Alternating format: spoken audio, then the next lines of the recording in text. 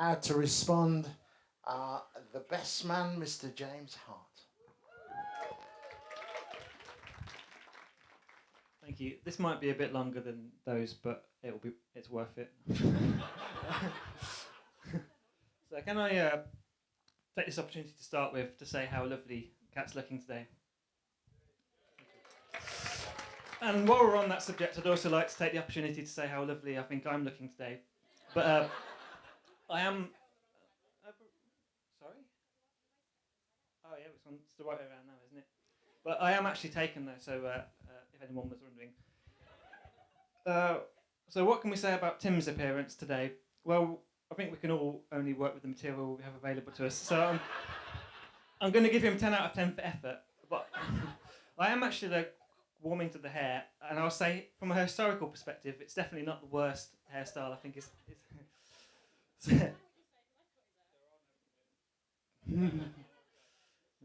What I want to do for the next few minutes is tell a little story about myself and Tim. And throughout that story, I want to try and give Tim and Kat a few words of wisdom and advice on marriage on the basis of my kind of vast experience as a married man. And when I say give advice to Tim and Kat, I mean give advice to Kat on how she might learn to live with Tim. Okay, so our little story started in Iceland. So myself and Tim went to Iceland in 2012 with another group of guys, and the idea was we were going to hire a 4x4 and go exploring in the mountains. Okay, but we were on a bit of a budget, so the 4x4 we ended up with was about 15 years old. You know, it was literally on its last legs. It was kind of really rusty. Every panel was beaten in. So if you want to imagine what this car looked like, just imagine any car that Tim's owned for more than a month. Okay. After he's driven it into a few bridges or reversed into all of the parked cars in the vicinity. But it was perfect for what we wanted. So we took this thing driving in the mountains, and in the process, myself and Tim discovered a kind of love for winter climbing.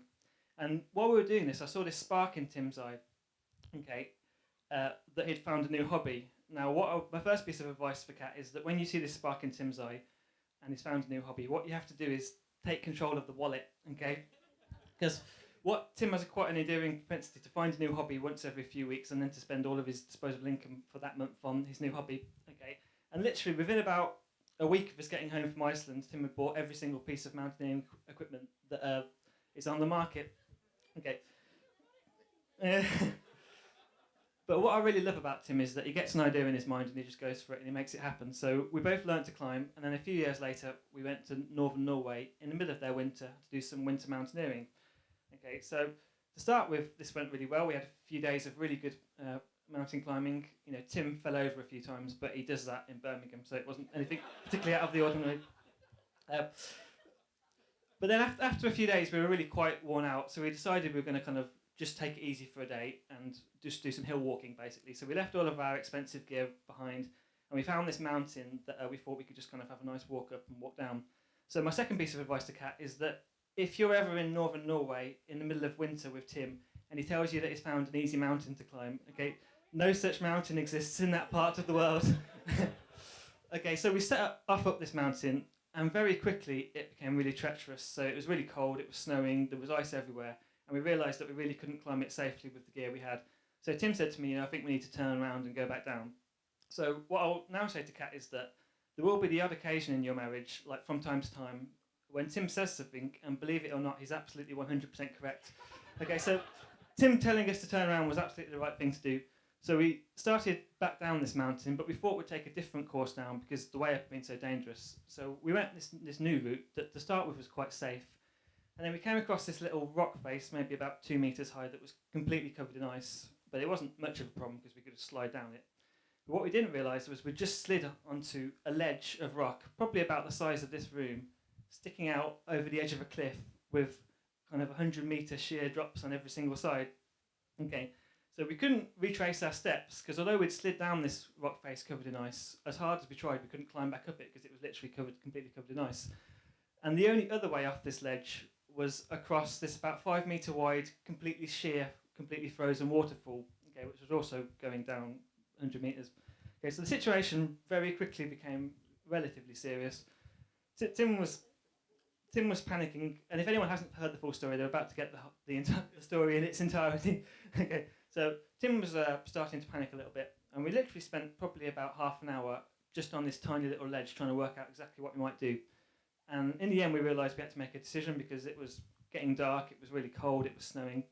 And the two options we had available to us were we could either call Norwegian Mountain Rescue and get ourselves helicoptered off this place, which is very much Tim's chosen option. But I was thinking I'm never going to be one of those guys who ends up kind of getting themselves rescued because of their own stupidity. So my preferred option was to try and cross this frozen waterfall. Okay, so Tim really wasn't feeling it, but I said, Tim, if you at least let me try, and if I can get across, then I'll talk you through it. Okay, so after a lot of persuasion, he agreed.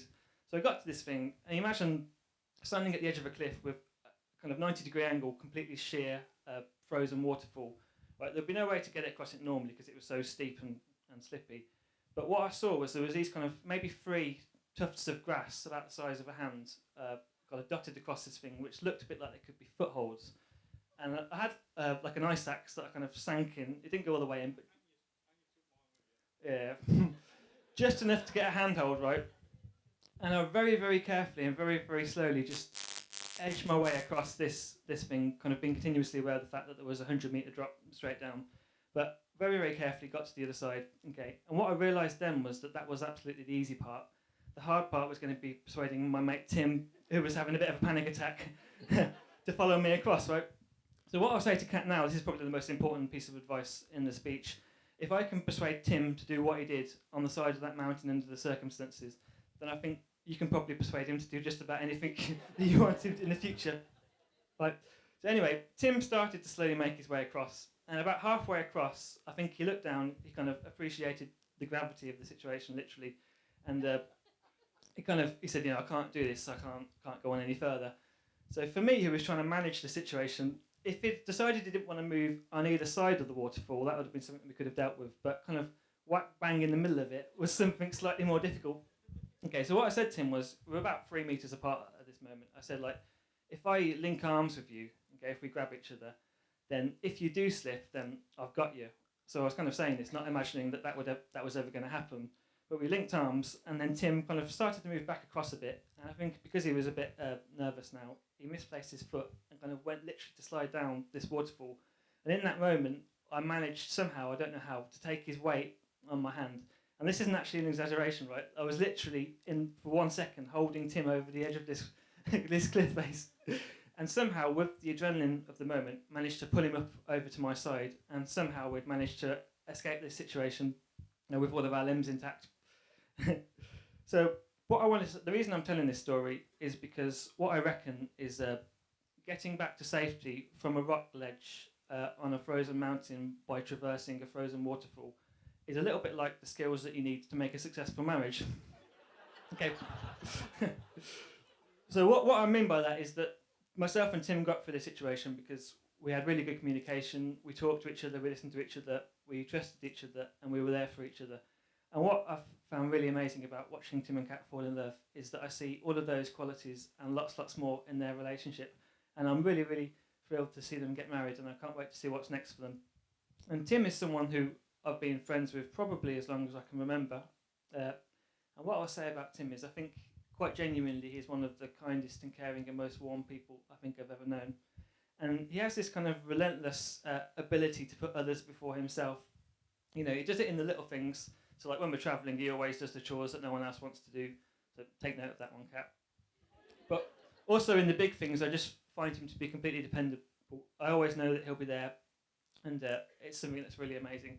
So my final piece of advice to you guys is keep going for it. I genuinely believe that experiences and memories are more precious than possessions, so keep on having fun. But I would say that you should probably, now you're married and settling down, try to minimise the number of life and death situations that you get yourself into. Especially because, Kat, he is actually your problem now, so I can't guarantee that I'll be there to save his life next time. But I am really, really thrilled for you, and I can't wait to see what comes next. So thank you very much.